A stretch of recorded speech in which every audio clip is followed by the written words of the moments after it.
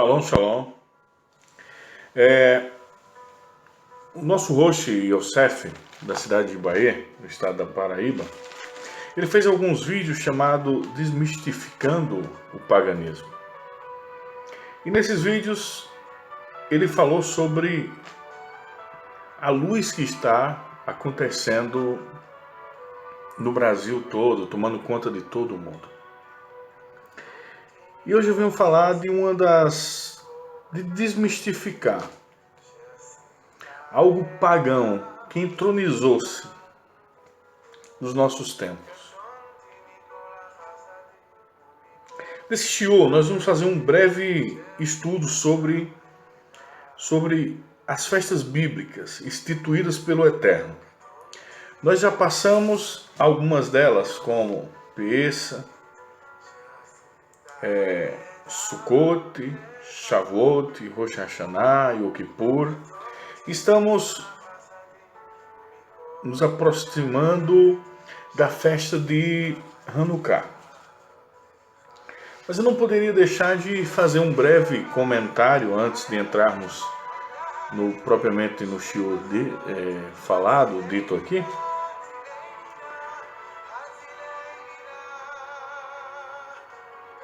É que as festas celebradas pelos Netzarim são contrárias às festas pagãs albergadas pelo cristianismo. A Escritura relata que Shaul criticou os cristãos gentios, ou seja, aquelas pessoas que já estavam no meio da nação que pratica as alianças alheias às alianças do Eterno. Eles estavam cheios de celebrações, de festivais pagãos no lugar das festas determinadas pelo Eterno. Vamos abrir nossas Bíblias lá em Gálatas 4, versículo 8 ao 11. Diz assim: Outrora, quando vocês não conheciam Elohim, servia aos que por natureza não são deuses.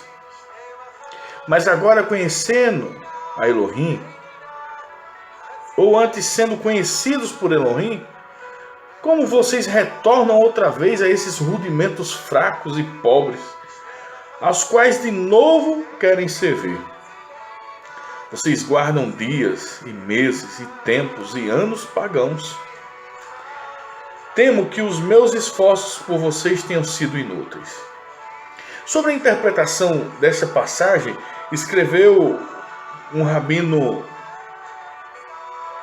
James Green. Ele disse assim: mesmo no primeiro século, Paulo criticou aqueles que já estavam tentando incorporar seus feriados pagãos para a fé. Logo cedo, as festividades pagãs acabaram por substituir as festas bíblicas. Atualmente, o cristianismo deixou de lado as festas determinadas pelo Eterno. Essas festas contidas no livro de Vaikra, ou seja, Levítico 23, incorporou várias festas cristãs, pagãs. O Natal, por exemplo, comemorado em dia 25 de dezembro, nada tem a ver com o nascimento de Yeshua HaMashiach. Bastando verificar que as Escrituras não indicam este dia como sendo santo. O Natal tem sua origem na festa romana dedicada ao deus Saturno, com duração de 4 dias, período em que ninguém trabalhava, e os amigos e parentes se visitavam e trocavam presentes entre si. Quando o cristianismo foi oficiado por Constantino, quando ele se denominou-se religião,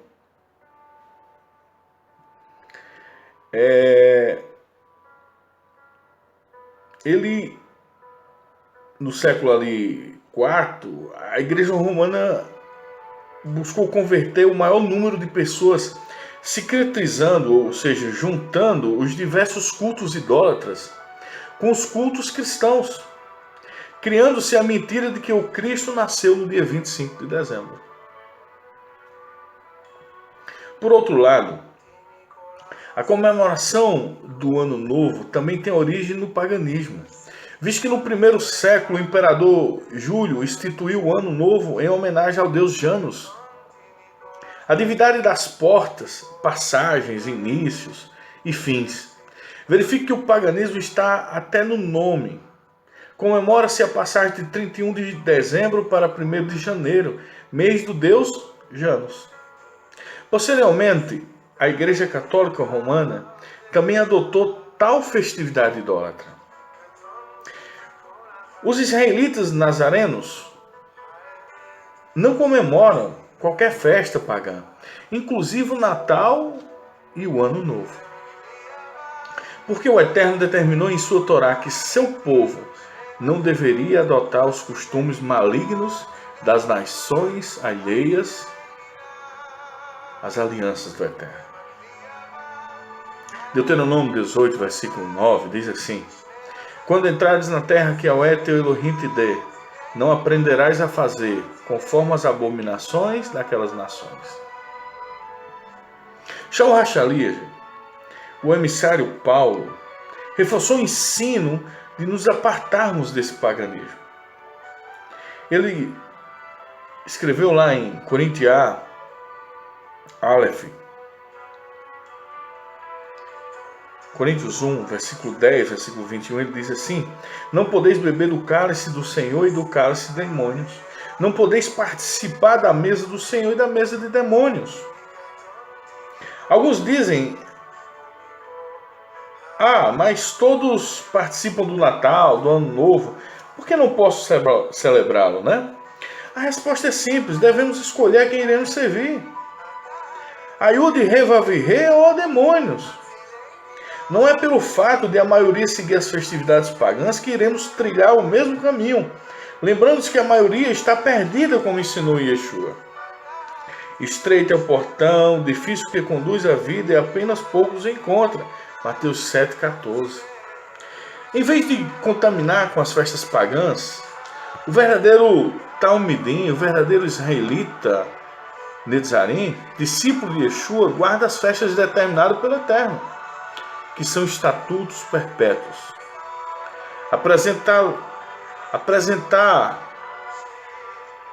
Eu vou apresentar agora, de um modo resumido,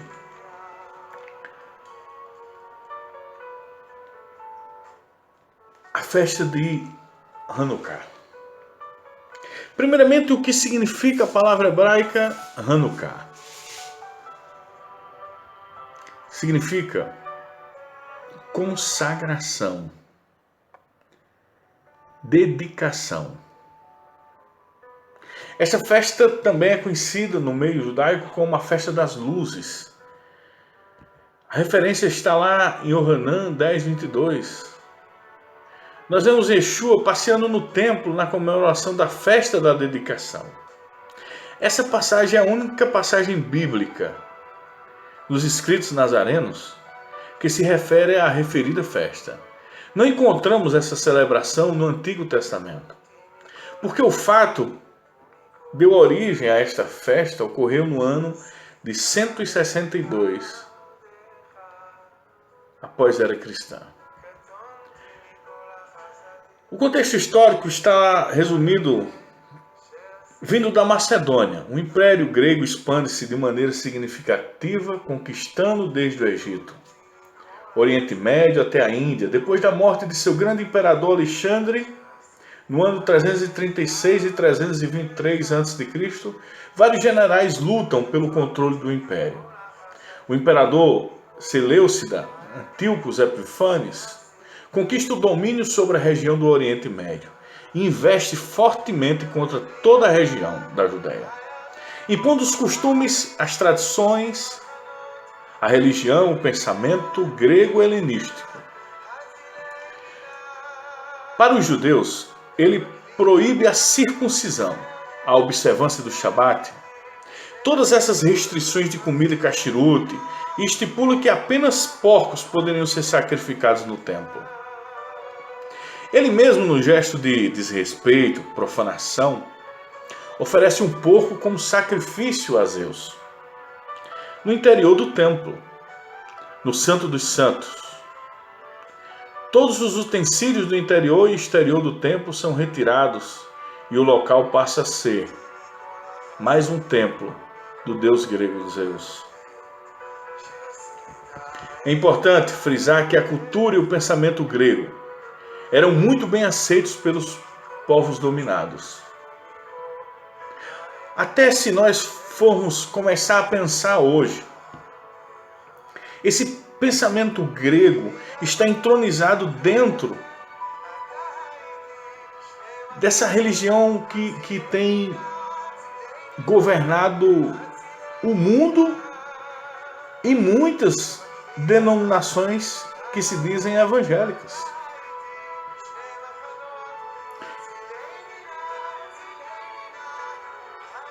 Se a gente começar a ver, os pensamentos filosóficos, revolucionários e modernos eram vistos como expressões de uma cultura extremamente mais desenvolvida. Com exceção de Israel, o pensamento e os costumes helenísticos eram aceitos, quase em sua maioria, de maneira espontânea e não obrigatória. A religião que domina a massa é mais filosófica e mais interessante de se estudar do que a cultura netzarim, israelita.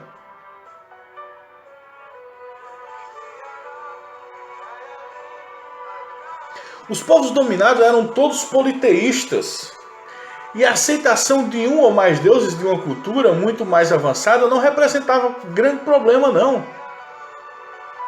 Tá aí os grandes deuses, os padroeiros dos países, das cidades. Ter mais um não tem problema nenhum. Mas a nossa cultura israelita, netzarim, aceita só Elohim Errad. Mas certo um dia, um oficial sírio ordena que Matitiahu HaMacabe, Mateus, ou o Macabeu,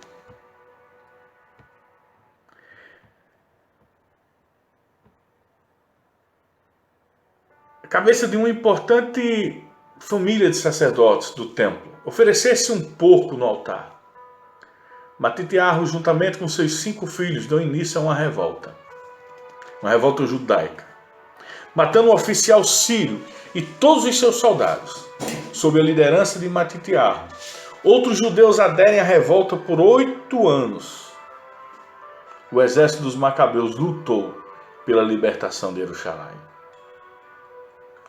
Após a morte de Matitiahu, seu terceiro filho, Yehudá HaMacabe, Judá o Macabeu, assume o controle da revolta e leva o exército dos Macabeus à vitória sobre o exército grego sírio no ano de 165 a.C. Houve um grande milagre. Livres então desse domínio e da ocupação do exército grego sírio, os macabeus dão início à purificação do templo em Jerusalém, no dia 25 do mês de Kislev, no ano 162 a.C. Eles realizam com grande celebração a rededicação do templo, com a consagração de um novo altar, um chamado Ner Tamid, fogo eterno. Foi novamente aceso na menorá. O grande candelabro de 7 pontas do interior do templo, mas o óleo de oliva consagrado para queimar na menorá era suficiente para mantê-la acesa por apenas um dia. E levaria no mínimo uma semana para se preparar a mais óleo. Então, por um milagre do Eterno, Todo-Poderoso, o fogo na menorá continuou queimando por mais 8 dias, tempo necessário para a preparação do novo óleo, conforme o relato no livro de 2 Macabeus.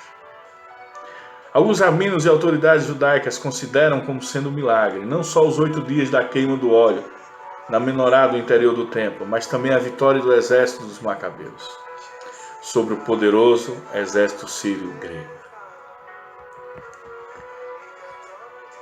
Desde lá, nós, israelitas netzarins,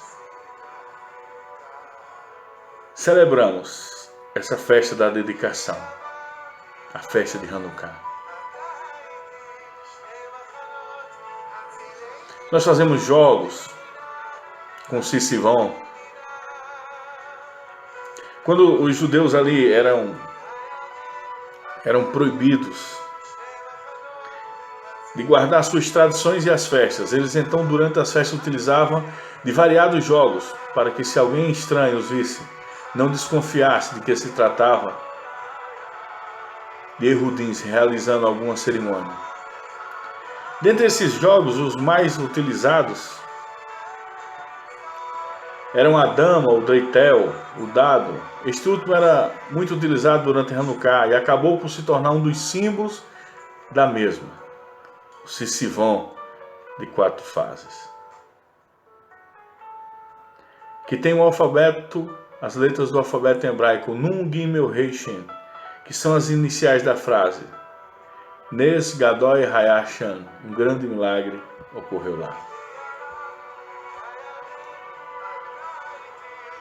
Nessa celebração,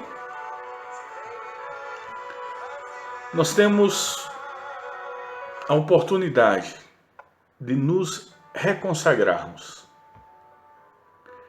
nos rededicando nossas vidas integralmente a Hashem. Não que precisemos de um dia específico para uma reconsagração. Afinal, estamos debaixo da receita do Eterno. Mas trata-se de uma oportunidade na qual podemos celebrar esta data, alegrando-nos coletivamente por termos sido salvos. Agradecendo a Elohim por esse privilégio, enquanto tantos ainda parecem separados do Eterno, da comunidade de Israel. Lembramos dos livros de Esdra e Neemias, quando reconstruíam o templo. A primeira coisa que eles fizeram foi reconstruir o altar, depois o templo propriamente dito, e finalmente os muros. Em outras palavras, não se consagra o templo sem que se passe primeiro pelo altar de sacrifício, lugar de arrependimento e de santificação. Isso também se aplica a nós. Primeiro passamos pelo altar do Senhor, nos arrependendo. Depois sim, nos reconsagramos nossa vida. Talvez eu esteja falando com você que esteja se planificando para a grande festa de Hanukkah. Festa essa de reconsagração, reconstrução. Reconstruçamos as festas do Eterno nos nossos corações e na nossa mente. Convido você, famílias, israelitas, nazarenas, a participarmos das festas das luzes, a estarmos presentes na nossa comunidade, na nossa Beit. A você, Valdivino, a você, Yehudá, a você, Yosef, a mim, a minha família. Vamos estar juntos nessa grande festa. Que assim nos abençoe. Eu lhe convido também, você que escuta nossos vídeos, estudam eles, a fazer parte. Venha conhecer mais das festas do Eterno. Que assim nos abençoe, nos guarde e faça resplandecer a luz em todos nós. Nos méritos do Tzadik, do justo, do Filho de Elohim, Yeshua HaMashiach, o Messias de Israel. Shalom, shalom.